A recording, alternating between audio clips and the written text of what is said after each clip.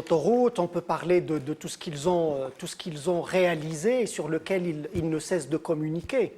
Et vous l'avez bien précisé, les Algériens se posent des questions de quel pays ou de quel endroit on parle.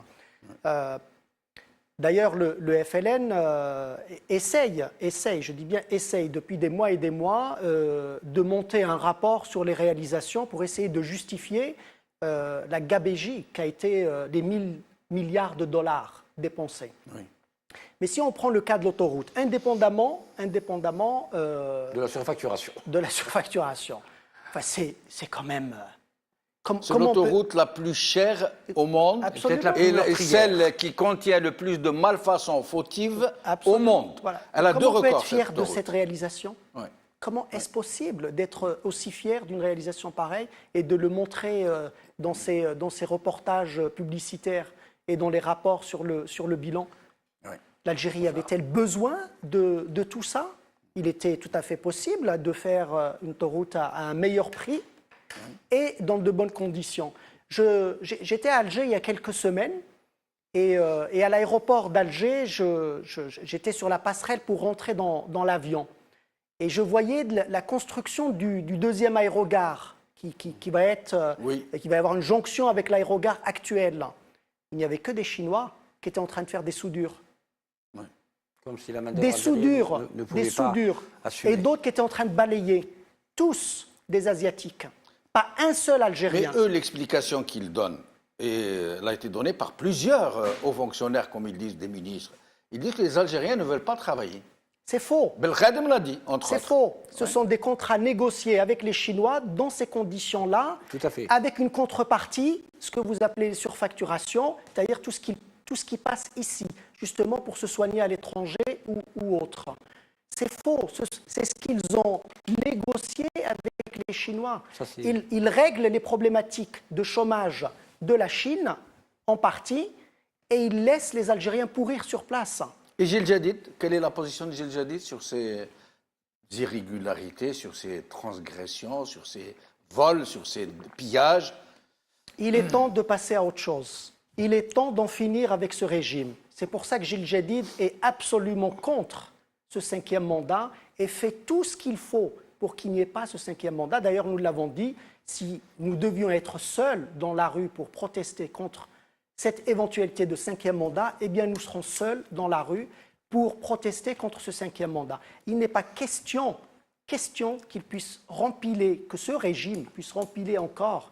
Ils ont déjà fait assez de mal au pays. Mais Zoher, moi je me permets de vous interrompre. Pour le régime actuel, pour la fratrie Bouteflika et pour les 60 à 70 généraux qui soutiennent cette fratrie en échange d'on ne sait quoi, dont on imagine très bien la teneur. C'est une question de vie ou de mort. Ils savent que s'ils ne passent pas au 5e mandat, ils vont être jetés en pâture à la foule. Ils savent qu'ils vont être lynchés. Ils savent qu'ils vont devoir rendre compte de toutes les prédations auxquelles ils se sont livrés. Donc vous imaginez bien que pour eux, c'est une question de vie ou de mort. C'est pour ça qu'il est encore temps pour eux de renoncer à ce 5e mandat. Il est encore temps, tant que les choses peuvent se passer dans de bonnes conditions, d'où les propositions de Gilles Jadid, de partir sur une transition, que l'opposition puisse se mettre d'accord, à condition qu'il n'y ait pas de 5e mandat. Je veux être très clair là-dessus. Il n'est pas question de jouer le lièvre en face d'une candidature de Bouteflika. Donc, que l'opposition se mette d'accord sur un candidat consensuel et qu'on passe à une transition négociée. Et donc, il est encore temps pour eux de ne pas arriver à une situation telle que vous la décrivez. Et il faut que les Algériens s'engagent. De toute façon, on ne peut pas être seul. Les partis politiques ne peuvent rien faire seuls si la population ne s'engage pas dans cette dynamique. Je voulais simplement répondre. Il va falloir engager cette transition. C'est-à-dire qu'on ne peut pas continuer à s'accommoder d'un 5e mandat, d'un 6e, etc., et ne pas mettre toute l'opposition, la société civile en mouvement pour engager cette transition. Et donc c'est le moment. Le 5e mandat, il va contrecarrer contrecarrer tout mouvement possible de l'opposition. Et vous avez parlé de la CLTD, comment les choses sont parties en vrille parce qu'il y a eu les élections législatives. Tout à fait. Et que le pouvoir a très bien fait. Il a appelé en catimini M. Bokri, il a appelé en catimini un autre parti. Et donc il faut passer à autre chose. Cette opposition... D'ailleurs, vous venez de citer le MSP, il y avait le RCD, et il y en avait d'autres.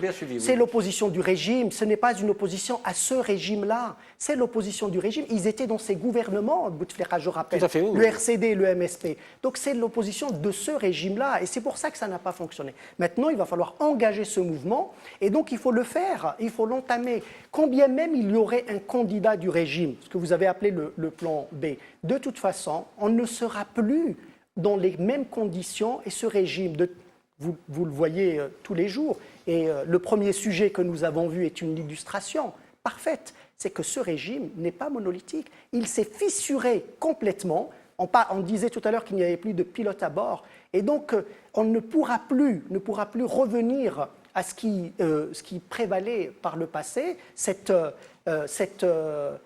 solidarité qui faisait du régime, des tenants du régime, qui faisait que rien ne pouvait venir les perturber. Et donc, nous sommes sur une nouvelle étape, et il y a de nouvelles générations. Une nouvelle génération, une nouvelle époque. Grande difficulté, d'où le souhait de maintenir le statu quo avec Bouteflika, parce qu'ils sont dans l'incapacité de se mettre d'accord sur une autre personne qui puisse faire consensus. Et les trous sont tellement béants qui, à mon sens, et à date, ils ne pourront pas faire de nouveaux consensus entre eux. Donc c'est pour ça que c'est le moment pour la nouvelle génération de défoncer la porte et d'y aller et de ne pas attendre et de faire mouvement avec la société. Je vais vous dire une chose. Tout fait dans ce pays pour isoler les revendications qui sortaient de cette région, parce que cette région a été aussi à la pointe d'un certain nombre de revendications. Et donc, on a toujours essayé jusqu'à récemment. Et quand je dis « on », c'est ce régime, parce qu'ils sont quand même là depuis des décennies et des décennies. Bouteflika était déjà au pouvoir. Avant 62. Avant 62 et après 62, et il est encore ici. Donc, je parle d'eux, évidemment. On a tout fait pour conditionner les Algériens, leur dire il y a des Arabes et il y a des Kabyles, il y a des Kabyles qui cherchent la sécession, il y a des revendications qui ne concernent que cette région. Et donc, c'est la raison pour laquelle on est arrivé à des situations aussi ubuesques. Mais j'ai le sentiment, et j'ai plutôt confiance, que les choses ont beaucoup évolué, que les Algériens, globalement, à l'échelle du territoire national, ont dépassé ce type de évoluer comment? Séparation.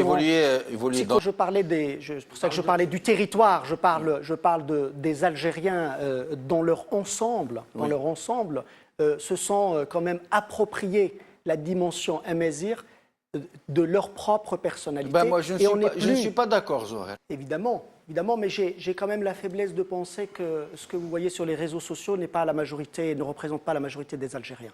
Je suis convaincu de ça.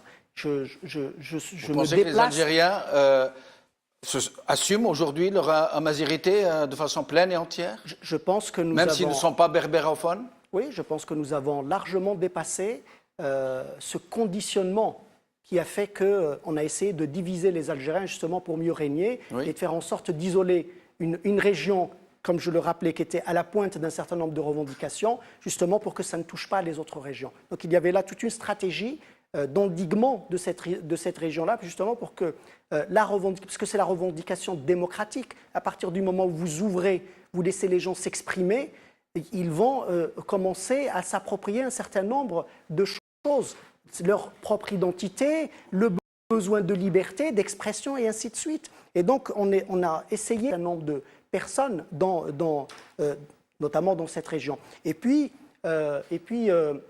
au démarrage du multipartisme, il faut dire aussi les choses, c'est que un certain nombre d'idéologies se sont exprimées les unes contre les autres, et ça n'a pas forcément permis de poser les choses de manière tranquille, de se parler, etc.